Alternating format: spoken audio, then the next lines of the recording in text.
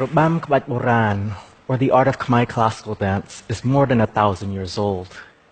It was developed as a prayer and movement for rain and fertility, and the prosperity that this meant for an agricultural society. Dancers, who were both men and women, were offered to temples where they served as living bridges between heaven and earth.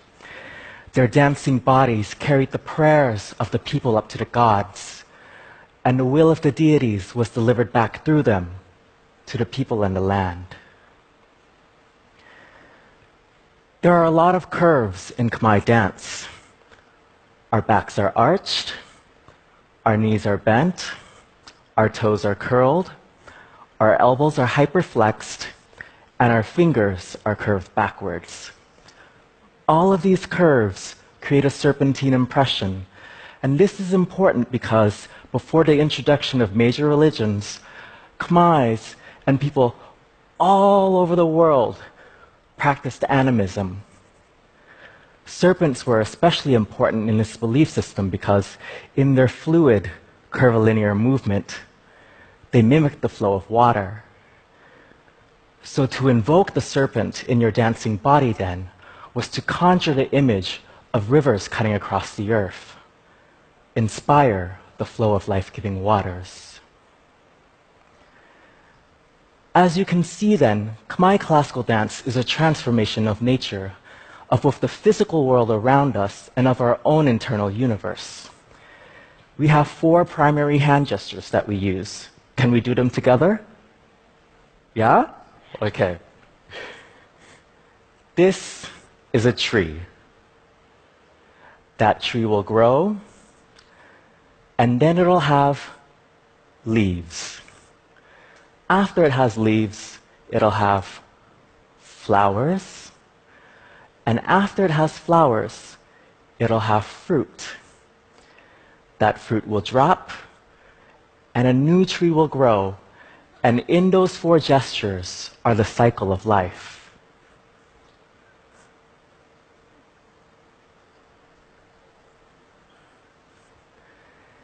These 4 gestures are then used to create a whole entire language with which dancers express ourselves.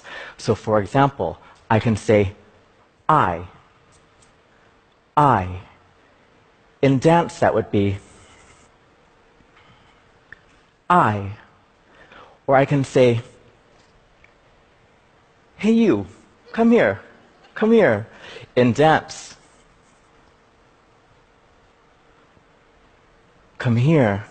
Or go, go. Go. And everything from love,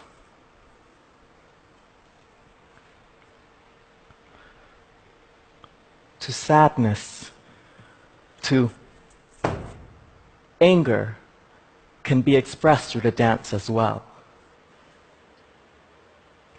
There's a certain magic in the way that things are filtered, transformed, and put together to create limitless possibilities in art. The Khmer word for art, salapat, in fact, at its root means magic. The artist, the salapat kong, or the salapat karani then, is nothing short of a magician. I am very proud to say that I belong to a long line of magicians, from my teacher, Sopilin Chim Shapiro, to her teachers who were stars in the royal palace, to the ancient dancers of Angkor, and to the primal villagers from which the art form originally took life. That said, our cherished heritage was once almost completely destroyed. If you are wearing glasses, please stand up.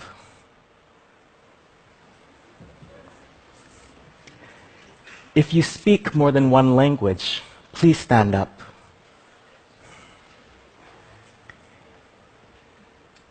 If you have light skin, please stand up.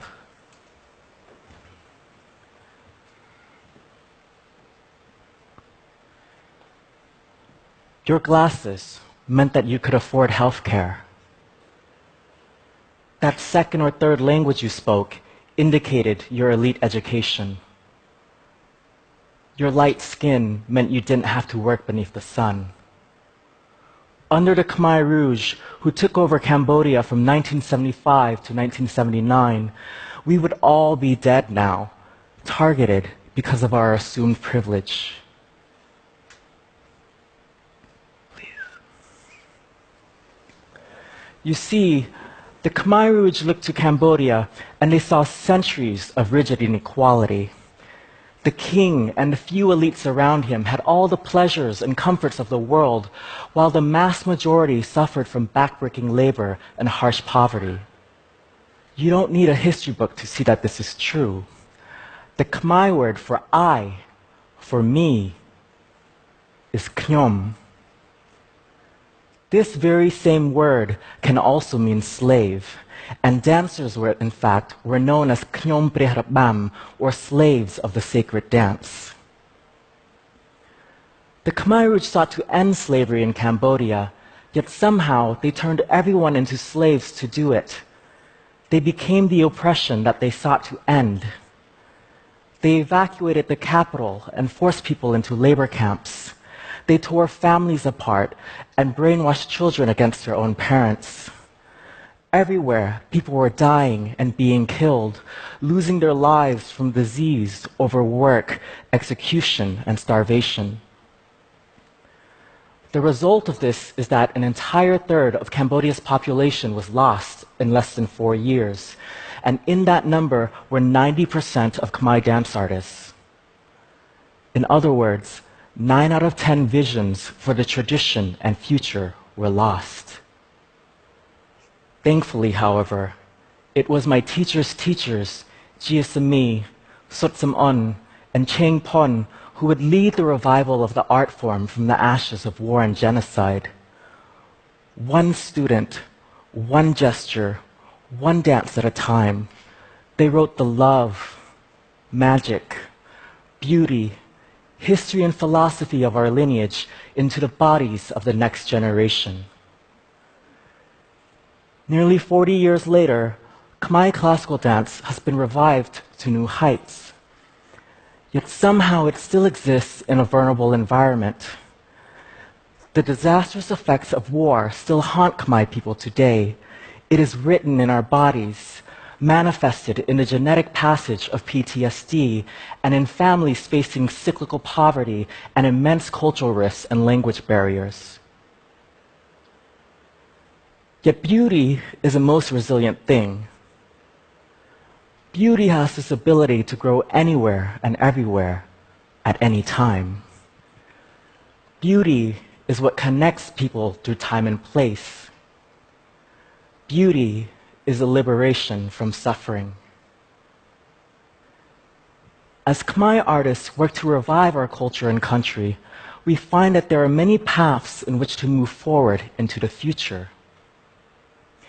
And in a tradition where we often don't know the dancers' names, who they were, what their lives were like, what they felt, let me propose that we move forward honestly and openly from knyom.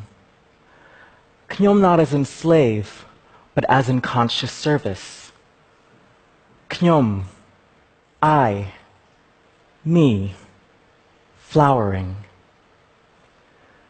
My name is Bromsran Auk. I am Khmer, and I am American.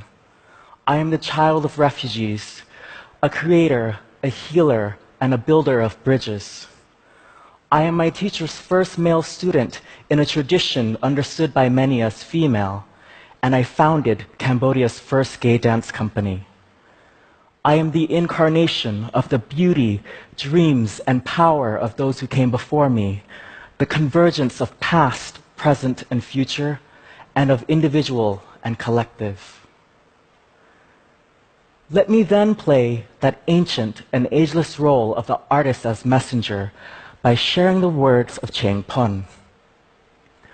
A garden with only one type of flower, or flowers of only one color, is no good. This is a reminder that our strength, growth, survival, and very existence lies in diversity. It is, however, a message of courage as well. For a flower does not ask for anyone's permission to bloom. It was born to offer itself to the world. Fearless love is its nature. Thank you.